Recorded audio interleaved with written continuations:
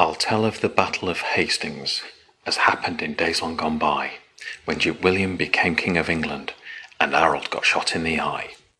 It were this way, one day in October, the Duke, who were always a toff, having no battles on at the moment, had given his lads the day off.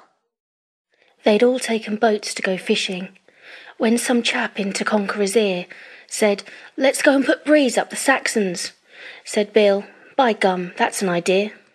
Then turning around to his soldiers, he lifted his big Norman voice, shouting, "Hands up, who's coming to England?" That was swank, 'cause they hadn't no choice. They started away about tea time. The sea was so calm and so still. At 10:15 the next morning, they arrived at a place called Bexhill. King Harold came up as they landed, his face full of venom and hate. He said, "If you've come for regatta, you've got here just 6 weeks too late." At this, William rose, cool but haughty, and said, "Give us none of your cheek. You'd best have your throne reupholstered. I'll be wanting to use it next week." When Arnold heard this ear defiance, with rage he turned purple and blue, and shouted some rude words in Saxon, to which William answered, "And you?" 'Twere a beautiful day for a battle. The Normans set off with a will, and when both sides was duly assembled, they tossed for the top of the hill. King Harold, he won the advantage. On the hilltop he took up his stand, with his knaves and his cads all around him, on his horse, with his hawk in his hand.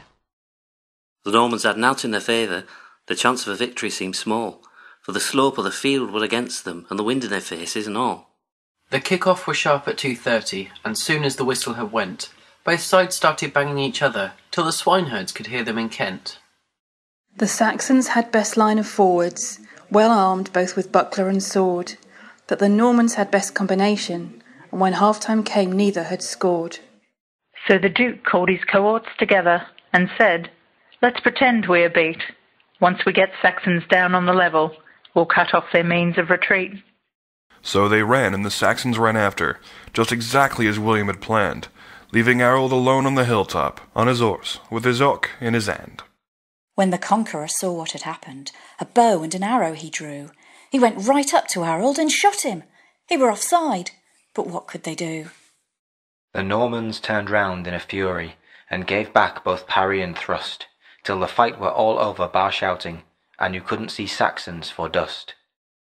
And after the battle were over, they found Harold so stately and grand, sitting there with an eye full of arrow, on his horse, with his hawk in his hand.